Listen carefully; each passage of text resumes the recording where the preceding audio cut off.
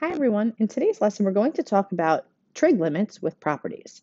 So here are the following trig limits that are important to us. So we have the limit as x approaches 0 of sine x over x. And we have the limit as x approaches 0 of 1 minus cos x over x. So what we could do is try algebraically, which we know would be direct substitution. So let's directly substitute 0. So sine of 0 over 0. Now we know that sine of 0 is the y value here at 0 degrees. So the y value is 0. So sine of 0 is 0, divided by 0 is 0. So this is undefined, which also tells us there's a hole in the graph. Remember that 0 over 0 tells us there's a hole. So you can verify that graphically. Here's the graph of this function. And you can see at 0, there's a hole. So there's no algebraic trick like factoring, conjugates, common denominators. This one is kind of just you need to memorize by using the graph. So you can see that here, although that there's a hole, the limit from the left and the limit from the right approach the same value. It's hard to see, but this value here is 1. So it's safe to say that the limit as x approaches 0 of sine x over x is 1. Therefore, these are kind of switched, but it's okay. We could flip it. X over sine x is also 1. Why? Because when we flip, it's the reciprocal. The reciprocal of 1, or 1 over 1, is simply 1 over 1. So this really has two conclusions. So it could either be x over sine x or sine x over x. Both of them give you 1. Okay, the next limit that's important to us is this one. So let's try again with direct substitution. So let's directly substitute 0. So 1 minus cosine of 0 over 0. Now, cosine of 0 is the x value this time at 0 degrees, which happens to be 1. So it's 1 minus 1 over 0. And 1 minus 1 is 0, and then over 0. So again, same thing. There is going to be a hole in the graph at x equals 0. So if you take a look at the graph of this function, you can clearly see that the limit from the left and the limit from the right at x equals 0 approaches the same y value. And that y value here is 0. Now, this one, we can't flip. Why? Because if I took 0, or 0 over 1, and I flip it to 1 over 0, that's not allowed because 0 is on the bottom, would make it undefined. So this has only one single conclusion, that 1 minus cos x over x is just 0, and that's it. So these are two special cases that do not fall under the same strategy as factoring, conjugates, common denominators. You just basically have to recognize that if you see sine x over x, it's going to be 1, or x over sine x, it's 1. And the limit of 1 minus cos x over x is in fact 0. So let's take a look at a couple of examples. So it says evaluate each limit. Now we're going to always try direct substitution first, because sometimes direct substitution is enough. We might not always use these rules. So we're going to take the limit as x approaches 0. It says z, change that to an x, please. So 2 plus sine of 0 over 3 plus 0. Now we know that sine of 0 is the y value at 0 degrees. So the y value here is 0. So it's 2 plus 0 over 3 plus 0. Final answer, my limit, is 2/3. So in this one, direct substitution was enough. We did not have to use any rules or any limits. Let's try example number 2. So again, direct substitution. So again, I see here it's x, so change that to x. Limit as x approaches 0. This should say cos x, not cox x. So we've got the limit of x approaches 0 of this thing. So let's do direct substitution as always. So we're going to plug in 0 for x. So 0 squared plus 4, 0 plus cosine of 0. So 0 squared plus 4, we obviously know is 4. Now the bottom, to find cosine of 0, we're looking at the x value at 0 degrees. That x value is 1. So 0 plus 1. So 4 over 1 reduces to 4. All right, great. So these are two great examples where I don't need to use any of these new rules. Just direct substitution is fine. I gave you these examples so that you could understand that just because there's a trig function doesn't mean you're going to use those two rules. Let's go to the back now.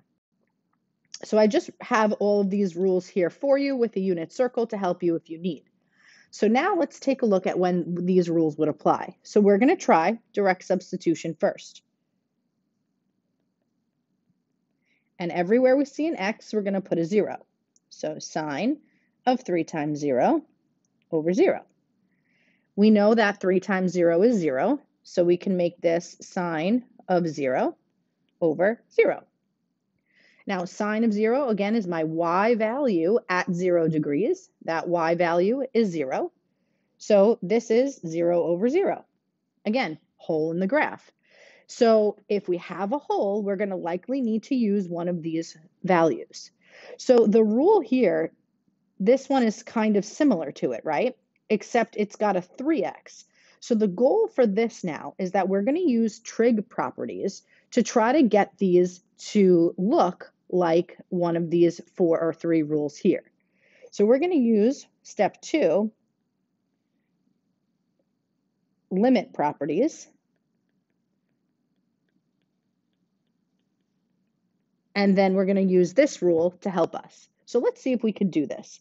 I'm just going to rewrite the expression so it helps a little bit. So we have the limit of x approaches 0 of sine of 3x over x. So this is a little trick now. Algebraically, what we're going to do is we need to make this somehow look like this. Now I need you to understand that if I had sine of, say, 3x over 3x, that limit as x approaches 0 is still 1. The reason why it's still 1 is because this x and this x are the same. So it's basically saying sine of some value over that value. So no matter what, it could be sine of 5x over 5x, sine of 6x over 6x. As long as these two values are the same and the limit approaches 0, we can say that that limit is 1. So my goal is to get this somewhere here. And the way we can do that is multiply the bottom by 3. Because when I have a 3 and an x, that's going to give me the 3x that we need. But mathematically, it's not okay to multiply a fraction by 3. So we need to multiply it by 3 over 3. Because technically, you're multiplying this fraction by 1. It's just a better form of 1. And we're going to do a little bit of rearranging. Multiplication is commutative. So it doesn't matter the order that you multiply. But with fractions, you have to keep tops with tops and bottoms with bottoms. So what I'm going to do is switch them. I'm going to say the limit as x approaches 0 of sine of 3x over 3x. I'm basically multiplying these two together, bottoms times bottoms, making 3x. And then I really just have this leftover 3 on top. So I'm going to multiply this just by 3. And basically what you're doing is you're taking the limit of all of these things together. So this is the limit of a product. We can break that down. We can break it down into the limit of the parts separately.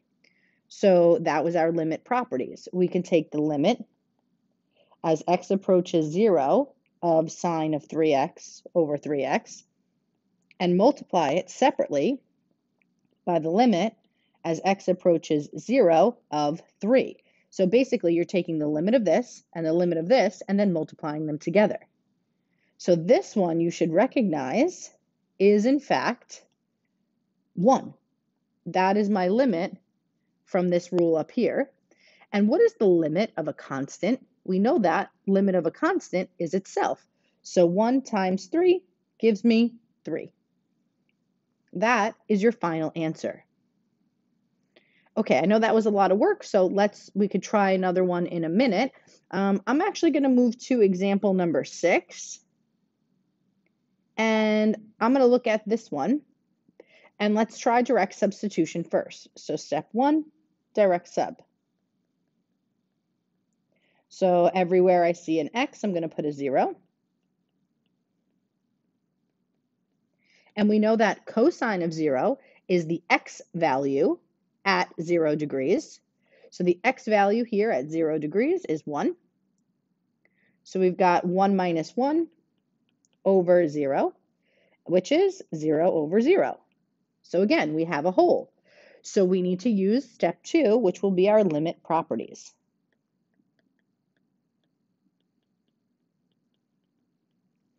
So again, the goal this time is to get it to look like one of these three.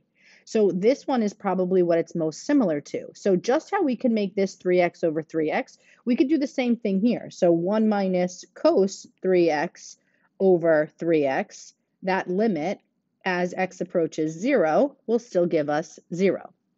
So that's what we're going to be looking for down here. So I'm, again, just going to rewrite this as 1 minus cos x over 3x.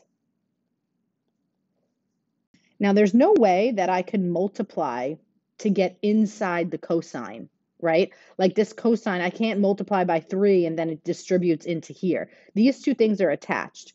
So what we're going to do instead is we're just going to break up the fraction. So would everybody agree that I could make this 1 minus cos x over x times 1/3? Why can I do that? Because tops times tops, bottoms times bottoms is how I multiply fractions. So x times 3 is 3x, and this times itself, or 1, gives me itself. So I'm allowed to break it up that way, and then I can take the limit as x approaches 0 of this whole thing. And again, limit properties tell us I can break it up. It's the limit as x approaches 0 of 1 minus cos x over x times the limit as x approaches 0 of 1/3. Now, from the rule above, we know that this limit gives us 0. And we know that the limit of a constant, no matter what x value it approaches, is still that constant. So technically, this limit gives us 0. 0 times 1/3 is 1/3. All right, I know that was a lot for today. So what I really would like you to do, I think there's about 4 problems on here that we haven't tried. Feel free to try the ones that you can, and we're going to go over the rest of those in class tomorrow. That's how we'll start. All right, thanks. Have a good night.